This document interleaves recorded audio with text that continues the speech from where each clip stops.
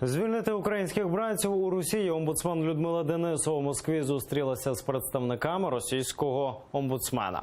Сторони вирішили, що відвідують по 34 ув'язнених на територіях обох країн.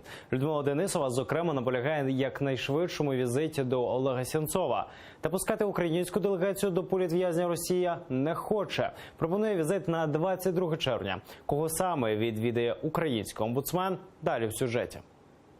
22 червня. Таку орієнтовну дату на відвідини Сенцова пропонує Російська Федерація для українського омбудсмена. Та це категорично не влаштовує нашу делегацію, зважаючи на нинішній стан бранця. Кінорежисер, який голодує вже 32 дні, може просто не дожити до цієї дати. Сенцова Людмила Денисова воліє бачити першочергово, а вже потім у планах українського омбудсмена відвідини інших політв'язнів – Станіслава Клиха, Миколи Карпюка, Дмитра Штиблікова, Романа Сущенка та Олександра Кольченка. З ними зустрітися можна буде найближчим часом. Ми зараз обговорюємо питання щодо можливої зустрічі з Сущенка і з Карпюком. Працюємо над тим, щоб це відбулося сьогодні-завтра. Ми наполягаємо на тому, що це був Олег Сенцов. Зараз вони нам відмовляють, говорять, що можна зустріч з ним проводити тільки після 22 червня, на що ми не погоджуємось. І тому ми проводимо з ними роботу, продовжуємо роботу щодо ближайших днів, щодо зустрічі з Сенцовим.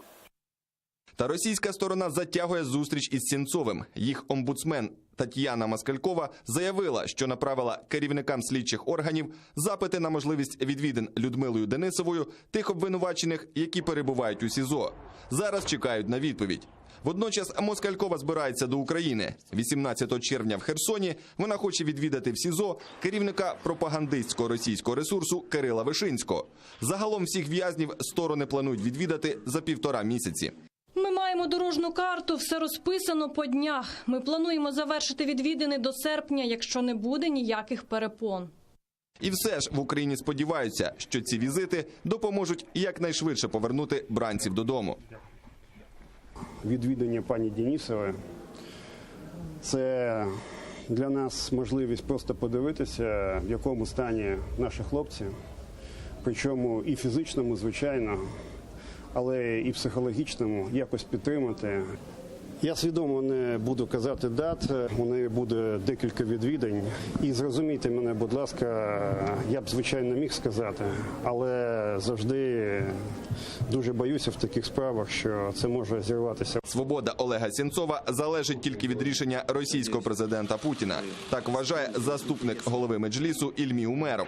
За словами Умерова, на Кремль мало впливають як міжнародні санкції, так і заклики звільнити Сенцова від лідерів країн ЄС.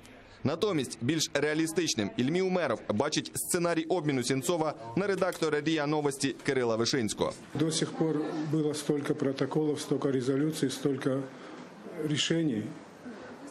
Они на него не особо влияли. Я думаю, что освобождение Сенцова и еще некоторых политических заложников – это дело ближайшего времени. Но это произойдет в результате каких-то договоренностей.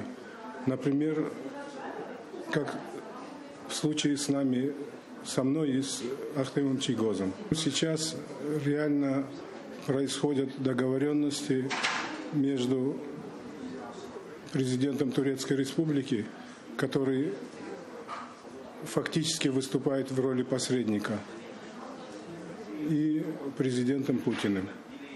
Тим часом сам Олег Сенцов продовжує голодувати і відступати від своїх умов не збирається. Про це розповіла нашому телеканалу його сестра Наталія Каплан. Последняя весть – это от Зои Световой, правозащитницы из России, у которой был видеозвонок с Олегом. Олег ей сказал, что уже был в реанимации, но сейчас снова находится в санчасти. Что там конкретно по здоровью, пока не ясно. Любой политзаключенный – это заложник политиков. Это так и есть. То есть это все пешки в политических играх в любом случае. Что касаемо Олега, да, возможно, что за него хотят чего-то побольше.